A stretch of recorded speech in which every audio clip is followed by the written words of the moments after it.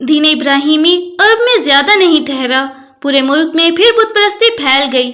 लोग खुदा के साथ बुतों को पूजने लगे, उनको खुदा तक पहुंचने का वसीला समझने लगे। उनका अकीदा था ये खुदा के साजी और हमारे सिफारशी हैं, यही हाजत रवा और मुश्किल कुशा हैं। चुनाचे मुसीबतों में उन्हीं को पुकारते, फरियादें भी उन्हीं से करते और मुरादें भी उन्हीं से मांगते। हजरत इब्राहीम अलैहिस्सलाम तो खालिस तौहीद के दाई थे और शिर्क व बुत परस्ती से बेजार, लेकिन ये लोग उनका सिखाया हुआ सबक भूल गए और मूर्तियों के पुजारी बन गए।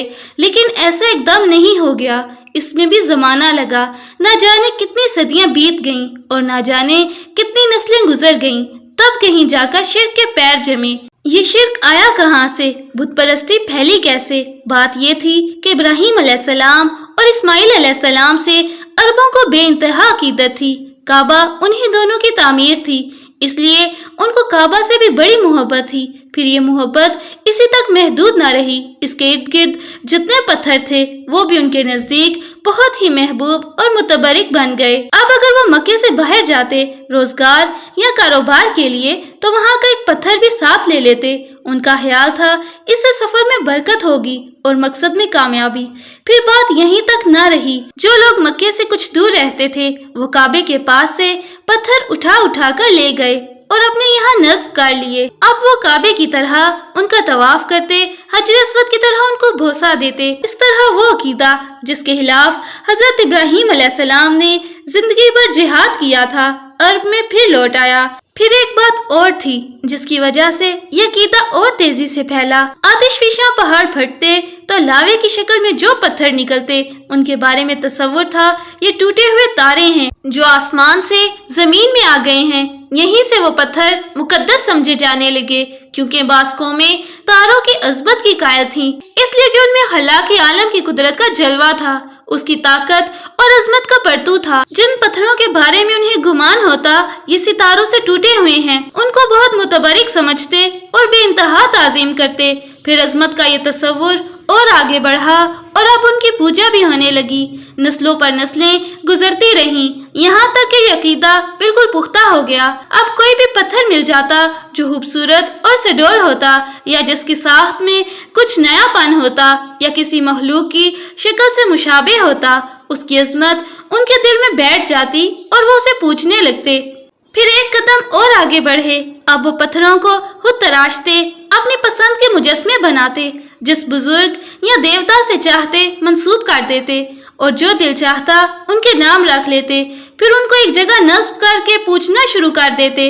अकीदत और मोहब्बत में उन पर नजराने चढ़ाते, उनके नाम की मन्नतें मानते। उनका ख्याल था इस तरह वो देवता अल्लाह के यहाँ सिफारिश करेंगे, बिगड़े हुए काम बना देंगे और आखिरत में जरिए निजात होंगे। मक्के में सबसे पहले जो बुत दाखिल हुआ और फिर खाना काबा के सामने नस्ब हुआ वो हुबल था।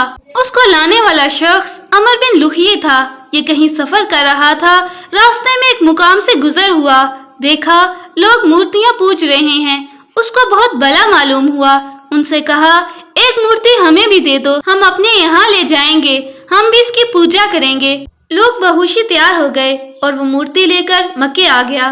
फिर रफ्ता रफ्ता खाना काबा के पास और मूर्तियाँ आ गईं। उनमें दो मशहूर मूर्तियाँ इसाफ और नाइला भी थीं। ये चाहे जमजम पर नस्ब थीं। उस वक्त चाहे जमजम बिल्कुल पट चुका था, बहीतरे तो उसके नाम तक से नाआशना थे। यही नहीं, बेशतर कबीलों की अपनी अपनी मूर्तियाँ भी थीं जो इधर उधर मुख्तलिफ इलाकों में नस्ब थीं। मसलन उज़ा ये कुरैश की सबसे बड़ी मूर्ति थी। लात ताइफ का एक कबीला था, सकीफ ये उसकी मूर्ति थी। मनात मदीने के दो मशहूर कबीले थे, ओस और हजरज, ये उनकी मूर्ति थी। इनके अलावा और भी बहुत सी मूर्तियाँ थीं। ये वही घर था जिसे इब्राहीम और इस्माइल अलैहिस्सलाम ने अपने मुकद्दस हाथों से बनाया था, बड़ी आरजुओं और तमन्नाओं से बनाया था, जिसके बनाने में अपना खून पसीना एक किया था। क्यों?